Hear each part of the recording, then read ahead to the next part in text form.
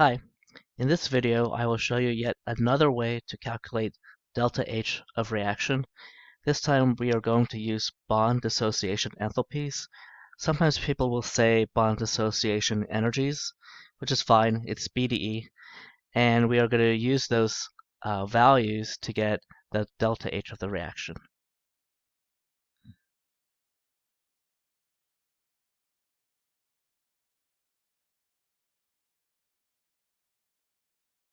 Okay, actually that's an I. And let me remind us the ways that we know how to get the delta H.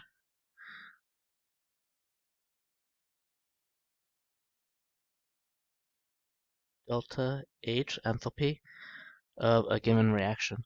Number one, Hess's law. But to use Hess's law, we should be given the individual reaction steps. So we are given the delta H of, individual steps. These are reactions. And you know that what do? We manipulate those reactions. So when we add them up, we get the target reactions. So manipulate, reverse them, multiplies the coefficients by some integer. So you manipulate the reactions so they add to or add up to the target reaction.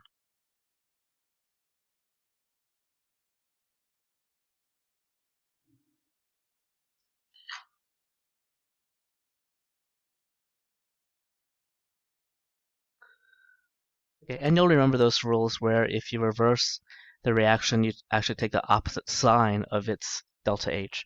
Or if you multiply all the coefficients, or not even multiply, if you divide all the coefficients by 2, you have to divide the delta H by 2. And then you add up those individual reactions and you add up their changed delta H values. Next, we saw that we can get delta H from the summation of the delta H of formations. You remember that? Delta H of the reaction equals summation, adding up all the individual delta H of formations, and those were taken from a table, and the values were measured at standard state, and its products minus all the delta H of formations of the reactants. Do you remember what the N and M are? Those are the coefficients. So for each product and reactant that has a coefficient, you have to multiply the value that you look up by that number, and then add up all your values. Okay. In this case, as usual, products minus reactants. When you're using the delta H of formation at standard state.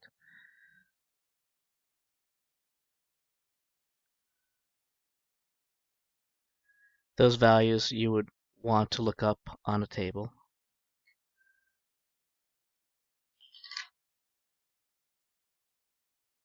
What's wrong? Standard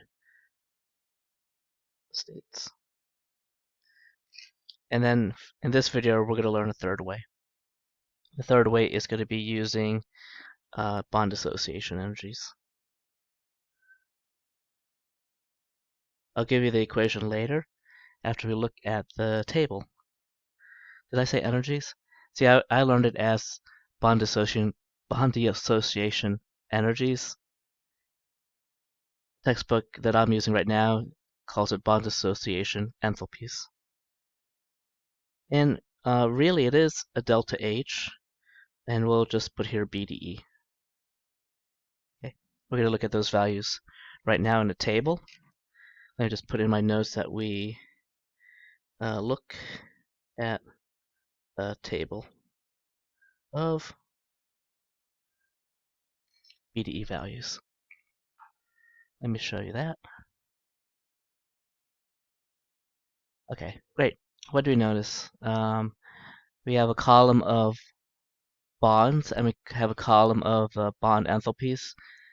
They're in kilojoules per mole, and you could even have a double bond or a triple bond, and it is the energy required to break that bond completely.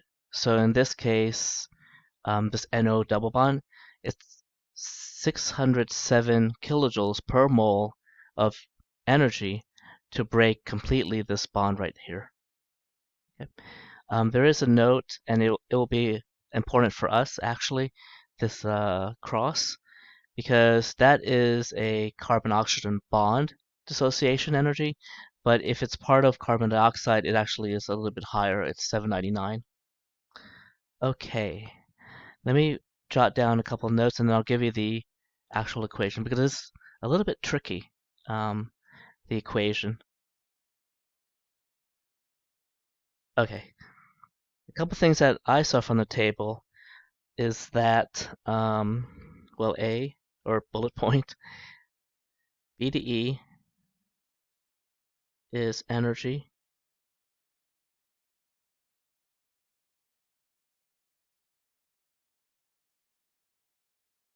break bond completely. For instance, if we have this molecule HCN, do you remember the name for HCN? It's an acid. It's kind of a weird acid. It's not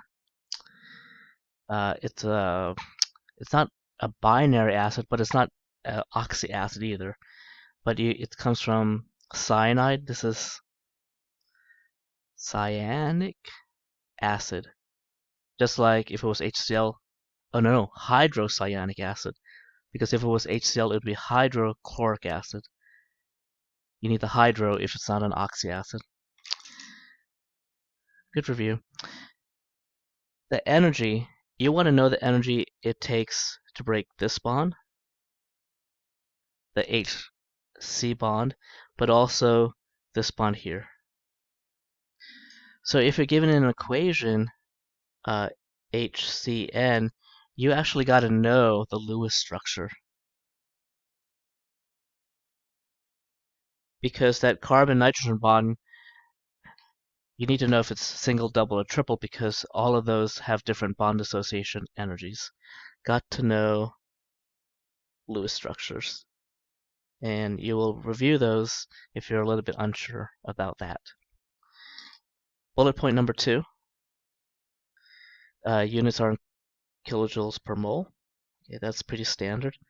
And bullet point number 3, the delta H of BDE, the amount of energy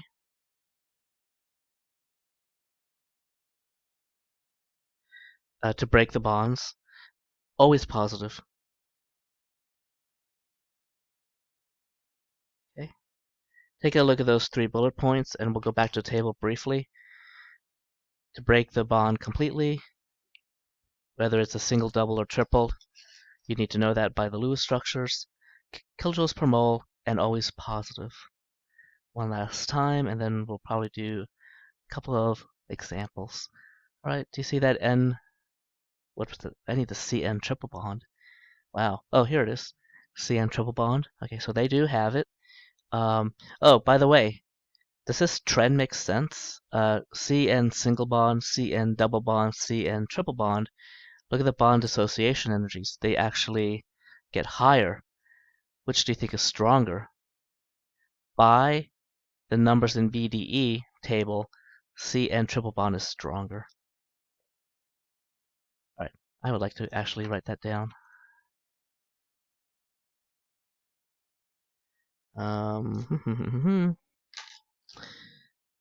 See, a C triple bond N is, and we'll put here bond strength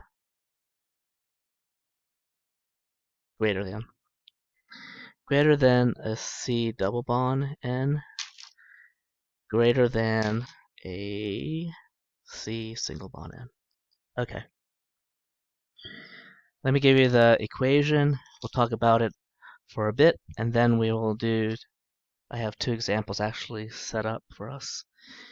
All right, for technique number 3, to figure out the delta H of a reaction, delta H of the reaction equals summation again.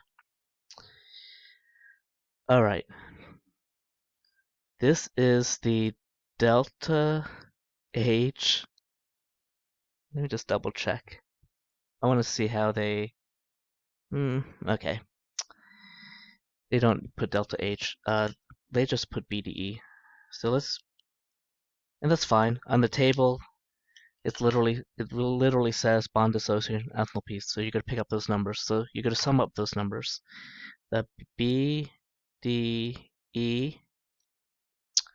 you still have to worry about the coefficients, but honestly, when you say BDE, you're looking at every single bond.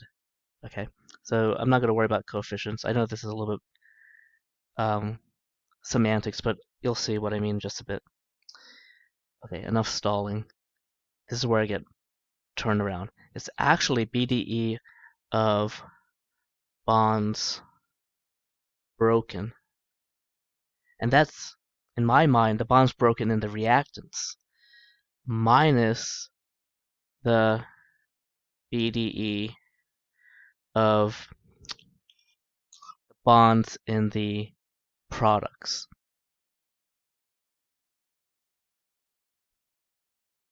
Or you could say bonds formed. Okay, so that's, give me another shot. Another way to think about this is the BDE of the reactants. Okay, I think most people will like the second form better. The BDE of the products. You know, what we're trying to visualize is you take those reactants and you, for me, I typically blow the whole molecule apart, break every single bond, and then to get to the products, I rearrange those atoms and I make those bonds. So for me, it's really bonds broken minus bonds formed.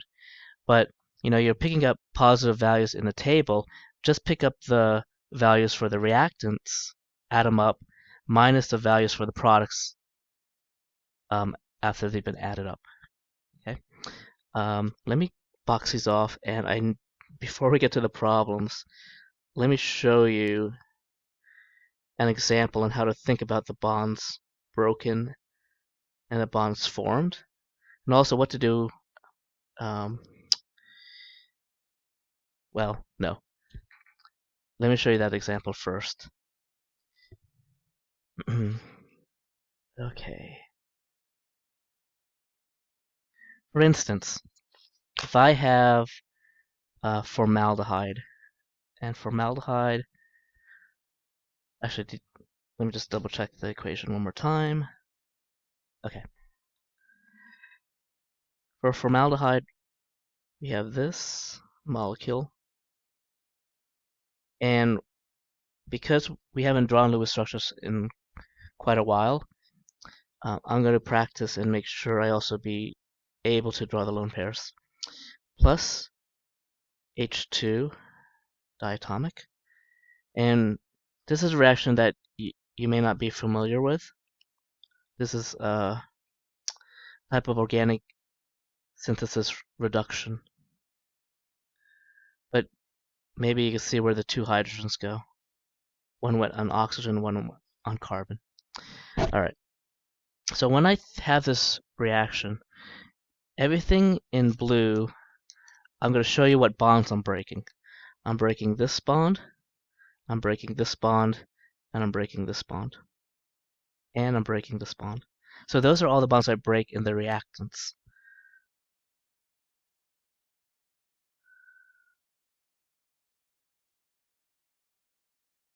I find those numbers in the BDE table and I add them up.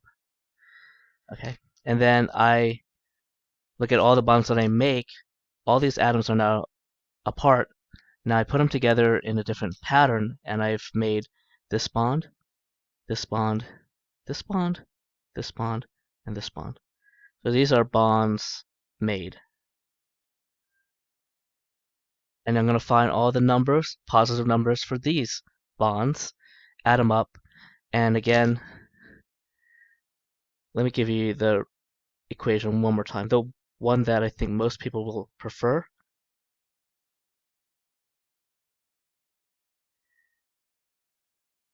Reactants minus products. So just a warning, I know that delta, you're thinking products minus reactants, but we're not really getting the delta H of these bonds, right? Because all these numbers are positive. So in this case, just remember bonds broken minus bonds formed, or what's in the box, bonds of the reactants minus bonds of the products. Okay. Now, before we get to the two examples, because we're going to see coefficients, right now it's 1 to 1 to 1, but if there's a coefficient of 2 here, okay, then yeah, you would have to double everything. Okay, so you're literally breaking every bond and making every bond. Now, that's how I would do it. I I break all the bonds and I make all the bonds.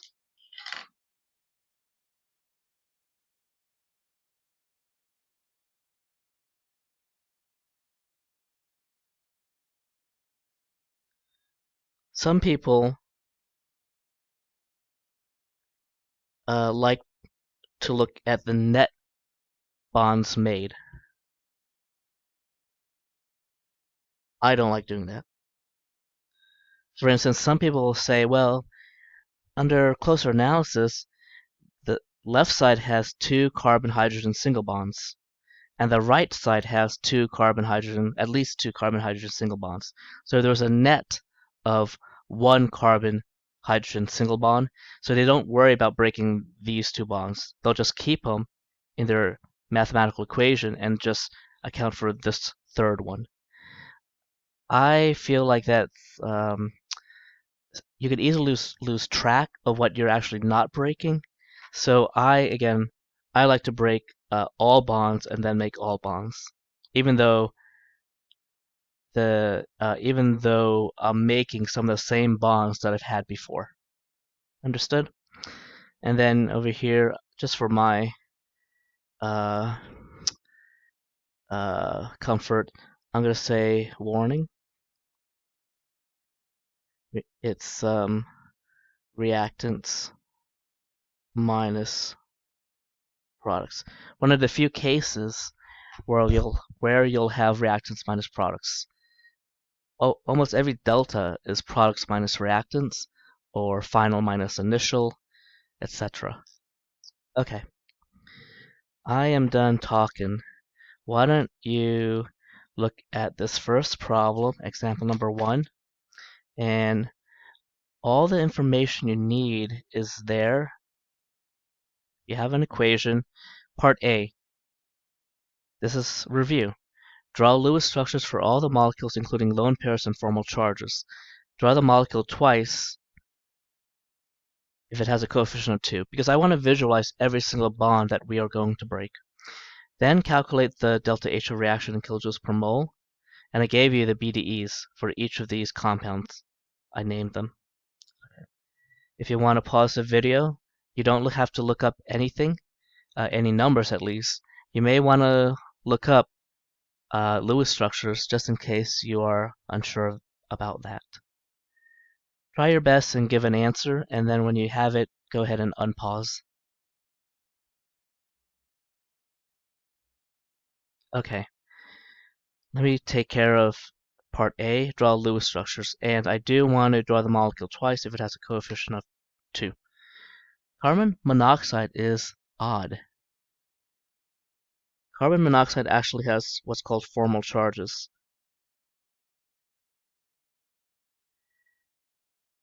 Carbon monoxide is a net neutral. There's no charge, right? So you expect for one CO molecule to have what? 4 plus 6, 10 valence electrons. 2, 4, 6, 8, 10. But oxygen with 3 bonds, I hope you know, it has a charge. if you use your formal charge equation, all right, that's 6 minus 3 plus 2. 6 minus 5 is positive. All right. If you are a little bit unsure about formal charge, you can review that topic later. Carbon has a valence of 4. 4 minus 3 bonds minus 2 non-bonding electrons, so that's 4 minus 5. This carbon is actually negative. The good news is that both atoms fit the octet rule. That's why we don't mind these formal charges. And I'm going to draw it twice. Because, again, what I'm thinking about is I'm breaking both of these. Doot. And doot. The O2 is diatomic, obviously, and O2 looks like that. And again, you are breaking right there. We are making 2 molecules of carbon dioxide. Carbon dioxide, you know, is linear, and hopefully you have that Lewis structure. Okay, so I know that this is a little bit tedious. I think it's necessary. You don't want to try to do this in your head, okay? Unless you're very, very sure that you know which ones are single, double, and triple bonds. And we are making, see, we're actually making 4 carbon-oxygen bonds based of this reaction because it's a coefficient of 2. Okay, let's do the math. Delta H of the reaction equals reactants minus products, bonds broken minus bonds formed. So there are my broken, and let me write it this way, 2 times. So I'm now looking at the actual equation. CO triple bond, which is right here, carbon monoxide, 1070 plus 1 molecule of oxygen, and that is, so we're assuming that this is the oxygen gas, diatomic, 498.7. And let me bracket that off, minus the bonds formed right there. The way I like to think of it is you have a coefficient of 2 times whatever bonds are being made in the molecule, but you have 2 carbon-oxygen double bonds. 799. I wonder if this delta H is going to be negative or positive. Is it going to be exothermic or endothermic based on this reaction? That O2 almost looks like it's kind of a combustion, adding O2. Maybe this is negative? Oh, calculator. Go ahead and calculate this also if you don't have this equation.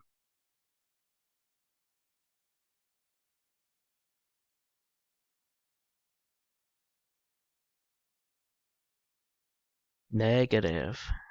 This is a delta H of reaction equals negative 557.3. I'll round to 3 significant figures. Kilojoules per mole.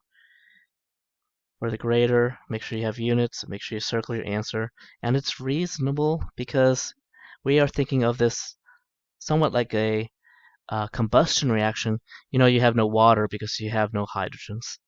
All right, so we're burning carbon monoxide, not some hydrocarbon. Does that make sense? This is exothermic. Okay. Next one. Again, do yourself a favor and pause and try to do this on your own. We will look up the BDEs. I will have to look up the BDEs with you. Okay. When you think you've paused the video, when you think you've had it or have the answer or get stuck, go ahead and unpause the video. Okay. So this is a cartoon. It's testing your abilities to interpret pictorials. But see, that's the carbon. Maybe it's easier if this was in color, but it's an HCCH. HCCH. That actually looks like this. It's a triple bond. See, try to get carbon to fit the octet rule. Also, you should know that carbon likes to make 4 bonds. That actually is the same. I should have told you that. These are the same color, so this is diatomic chlorine.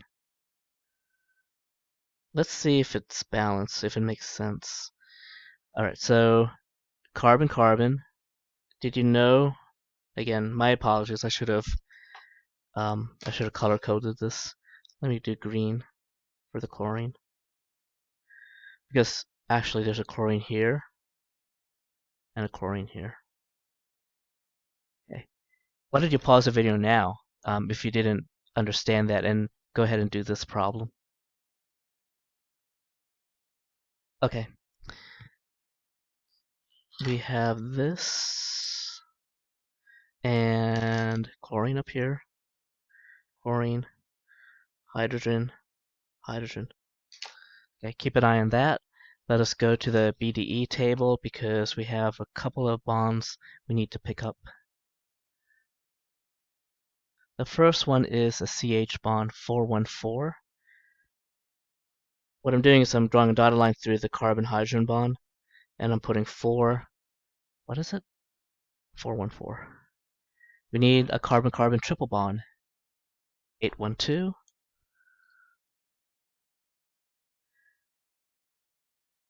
All of the coefficients in the reaction are 1, and then we have a chlorine-chlorine bond in the reactants.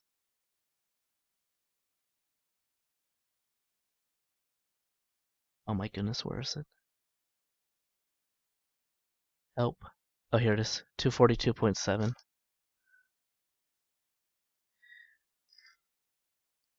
Okay, we have already for the products, we have the number for a carbon-hydrogen bond, 414. We don't have the carbon-carbon double bond,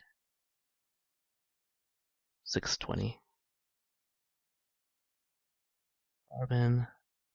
Carbon, double bond, 620. And then the carbon-chlorine bond we don't have yet. Down here, 339. Okay, let me show you what I have.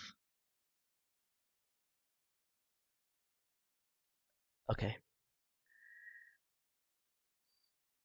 Everything's balanced. Let's do delta H, reaction, equals.